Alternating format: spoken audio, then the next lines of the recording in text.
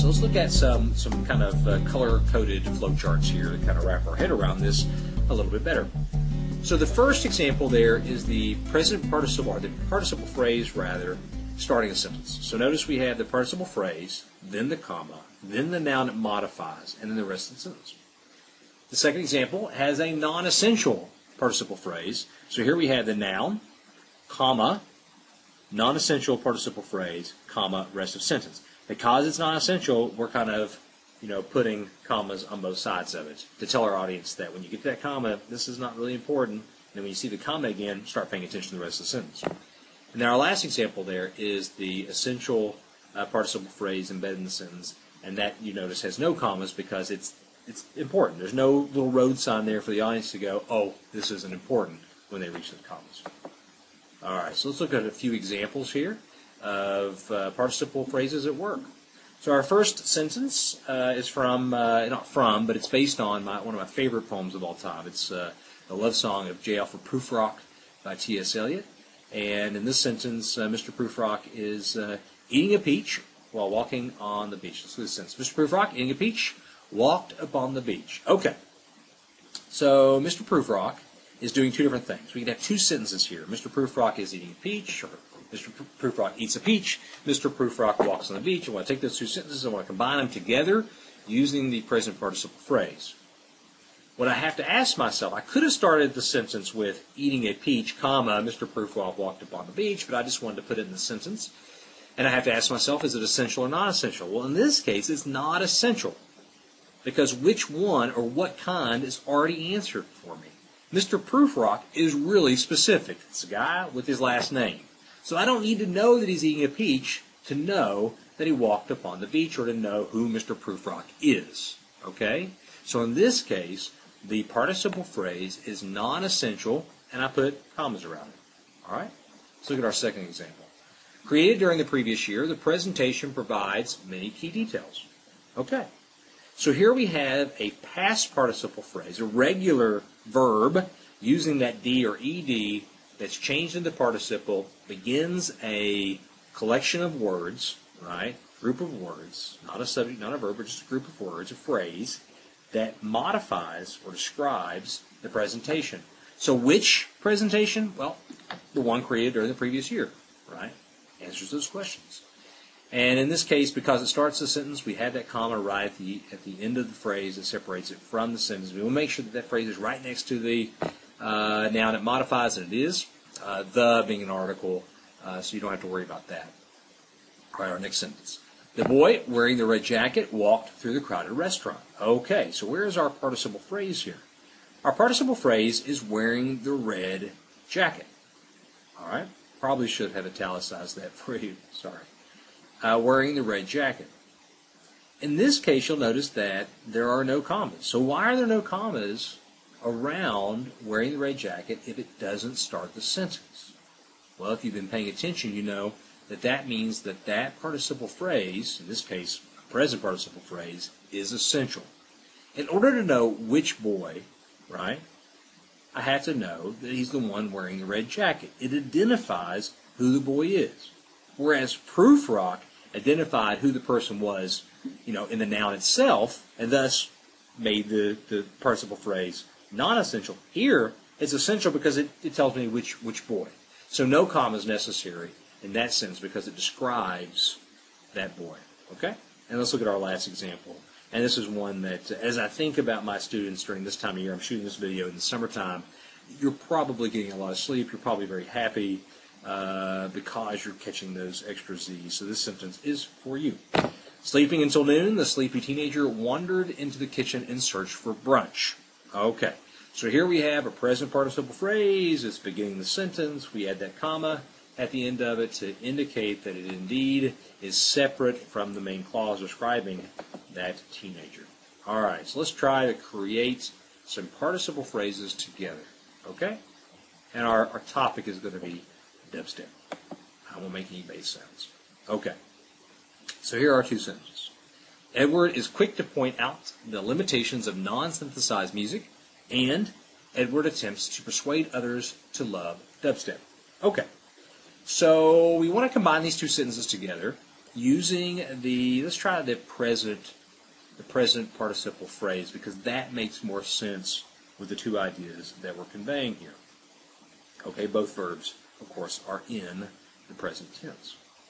There are actually 4 different ways that we could do this, but we're going to do it, or I'm going to show you 2 different examples. So let's take the first sentence, and let's make that into the present participle phrase, and combine it to the second sentence. All right? So take a moment, pause the video, write down how you think that first sentence turned into the present participle phrase would look like attached to the second sentence. Go ahead. Okay, welcome back. I hope that your sentence combinations work for you. And let's see if what you have is correct. So is the verb in the first sentence, and changing that into the present participle is being, right? It's not ising, it's being. Okay, it's the to be verb. So being quick to point out the limitations of non-synthesized music, we're starting the sentence with that participle phrase. Edward attempts to persuade others to love dubstep. We've got a comma in the right place. Did you get it right? No? Yes? Probably, right? That's an easy one. So now let's take it and let's reverse it. So this time we're going to take the second sentence and we're going to make that into the present participle phrase, and we're going to attach it to the first sentence. And let's try to put that at the beginning. Let's keep it easy for now. Let's put that participle phrase at the beginning. Go ahead and pause the video, write your answer, and then we'll see if you get it right. Okay, welcome back. Here is the second combination, and notice that attempt is the verb, or attempts rather, is the verb in the second sentence. And so we took that, changed it into the participle, and the present participle, and we have attempting to persuade others to love dubstep as the present participle phrase describing Edward, and then we have the rest of the second sentence. Are you an expert at this yet? I hope so. Okay. So let's talk about one of the pitfalls, and these can be hilarious pitfalls that writers typically fall into, the errors they make that sometimes can have very humorous ends, and we're talking about dangling modifiers. Dangling modifiers are when modifiers are not next to the words that they modify. They're next to some other word, and so it sends your audience a very strange message. Let's look at our first sentence here. Walking down the street, the car swerved to miss the man. Last I checked, cars don't have feet. They have wheels. They roll. You drive them. They don't walk.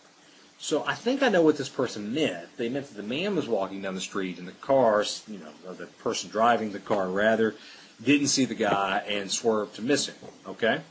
But the way this reads, if it's right next to the noun it modifies, it's saying the car is walking down the street. Not a good idea. Let's look at our second one. The actor created the previous season prepared for the big part in the play. Okay, so the actor was created the previous season. So first of all, we have a test tube baby, right, or a clone, and he's 1 year old. I don't know about you. I don't want to see this play. A 1-year-old cloned baby in a play, what would it look like? I can't even imagine what it would look like. It would be horrible, right? It's horrible because it's a horrible sentence. And it's a horrible sentence because a horrible person didn't think about how this sentence was going to read. This is a lack of proofreading, right? Their brain got jumbled up. And so they placed their modifier next to the wrong noun. So really, created the previous season is something that describes the play, not the actor. Okay? You need to fix that. Let's look at our last example here. Covered in ketchup and pickles, I enjoyed the hamburger. Well, I can't say that being covered in pickles and ketchup wouldn't be interesting. It probably would be. It sounds like a horrible game show, something that maybe you would see in Japan. But probably not necessary to enjoy the hamburger. I think the hamburger is supposed to be covered with pickles and ketchup. And so this person, not knowing how to use the past participle phrase, did not use it correctly, and in essence said that they like to cover themselves in condiments before eating a hamburger. So, okay. Enough silliness. Let's take a quiz, right? A fun quiz. The kind of quiz that, if you get them all wrong, you can rewind back to the beginning of the quiz and then take it again and feel like a genius. Who's going to know, right? It's between you and the computer. Okay. Let's take our quiz. So I want you to correct each of the following sentences. Let's look at the first one. The man, sipping his coffee, read the newspaper in the crowded room. So what's wrong? There's something wrong with the sentence. What's wrong with it? Take a moment to look at it. Roll through your questions, right? Placement, punctuation, is it dangling, those kinds of things. See if you can figure it out. Okay. Well, the participle phrase is a present participle phrase, and it's in the middle of the sentence, not the beginning. Okay, so we know that if it's in the middle of the sentence, we have that question of essential or non-essential. All right? If it is non-essential, you put commas around it. If it's essential, you don't. So is it necessary to identify the man by telling you that he's the one sipping coffee? Well, yeah, right? It's a crowded room. There's probably lots of guys in there, but he's the one sipping coffee. And so it's essential to identify which one or what kind, and in that case, it needs to not have commas. So to correct the sentence, you would take the two commas away, after man and after coffee, and the sentence would be correct. It's modifying the noun right next to it. Okay? All right, let's do this one. Crowned as prom queen, Mary waved to the crowd. Okay, so what's happening here? Is crowned as prom queen the past participle, or is waved to the crowd the past participle? Well, typically verbs follow nouns, right? The actor, then action, then the object, and so on and so forth. So you're not typically going to see a verb that starts a sentence and the noun that follows it. So the past participle phrase is crowned as prom queen. So what's wrong with this sentence? Well, if you're smart, and you are, of course, you know that past participle phrases and present participle phrases, when they begin a sentence, always have to be separated from the main sentence with a comma. So this should have read, crowned as prom queen, comma, Mary waved to the crowd. Okay, and let's look at our last one here. Hanging on the wall, my mom really liked the picture. All right, so what's wrong with this one? Well, unless your mother is Spider-Man or Spider-Woman, chances are she's not hanging on the wall, right? What's hanging on the wall? The picture's hanging on the wall. So here we have one of those dastardly little dangling modifiers that tell our audience something very strange, at least something very strange about your mother, right? Your mother wouldn't appreciate that. So in order to fix this, you would have to make sure that hanging on the wall is right next to the noun it modifies, which is picture, right? So you could put, my mom really liked the picture hanging on the wall, in which case you probably wouldn't use a comma because hanging on the wall indicates which picture. All right? So I hope this video has helped you understand the present and the past participle phrase, what it is, and how to use it. Just keep in mind that this is one of many ways that we're going to learn how to take multiple ideas that you would maybe put in consecutive simple sentences and combine them together into something that allows you to convey as many ideas as you would in fewer words, meaning fewer, less work for your audience, and in a smaller space. So when we get to those timed writings, but you only have 40 minutes to write a composition, this is going to help you get most of those ideas out in fewer words, less space. We're talking about efficiency, we're talking about effectiveness, we're talking about coherence. This is what audiences want. They want to get all those great ideas from you in as little work as possible, right?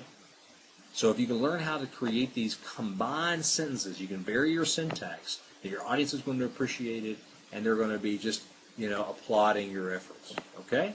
So I hope this has helped. If it hasn't, make sure you write down those questions and then bring them to class, and we'll talk about it because I'm invested in making sure that you know how to do this. Until next time, good luck and happy writing.